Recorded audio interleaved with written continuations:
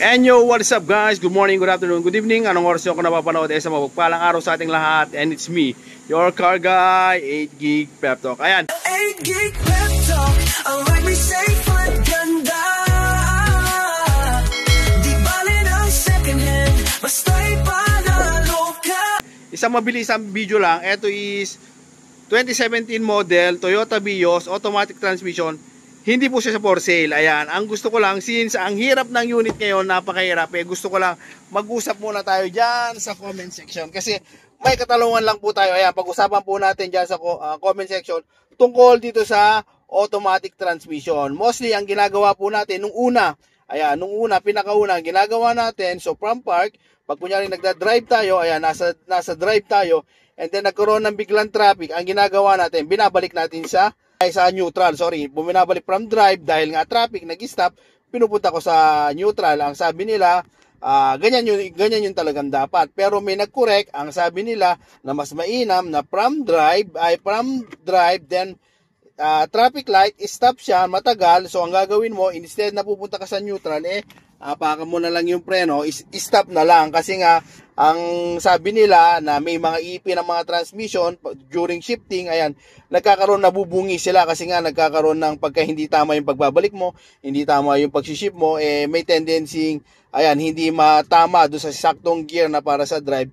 So nagagasgas, ang sa katagalan, ang mangyayari, masisira yung transmission mo. So mas mahal ang transmission kumpara pagka nalulusaw lang yung mga brake pad mo, mas mura yung brake pad compare sa transmission. So ganun yung ginagawa natin pagka drive.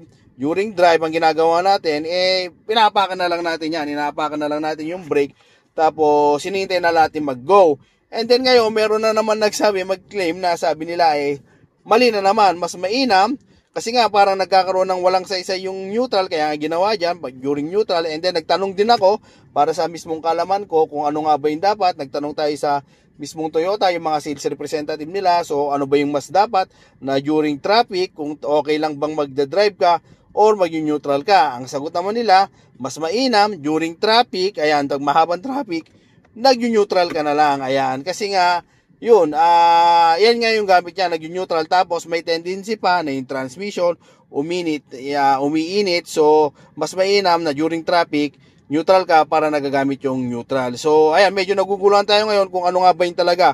So, pagka-traffic, kailangan lang bang brake, or pagka-traffic, kailangan mong ibalik sa neutral. Kasi, para sa akin, personally, ang ginagawa ko, kung hindi naman ganun kabagal, kung hindi naman ganun katagal yung traffic, kung seconds ka lang titigil, hinahayaan ko na lang drive ngayon. Pero lang, kung kunyari yung traffic light, sobrang bagal, sobrang tagal, matatagalan ka, mahigit sa 1 minute, ang ginagawa ko, saka na lang ako nag-shift ng neutral. So, para sa inyo mga ka-pep-talk, konting kalaman din, pwede natin pag-usapan dyan sa baba, kung ano nga ba yung mas dapat.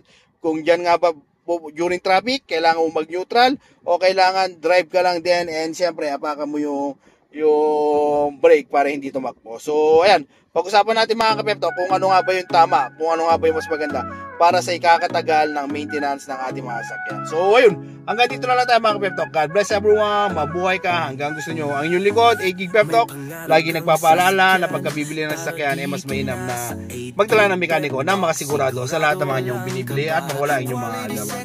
See you on my next vlog. Bye-bye, maraming salamat sa panood. Wala pa tayong bago, still looking pa tayo. Kung may mga kilala kayo, may alam kayong tinitindang mga unit, 101% available po ako. Nagbibigay po tayo ng mga komisyon pagka meron kayong mga may re-refer sa mga successful transaction na makukuha natin. So, hanggang dito na lang.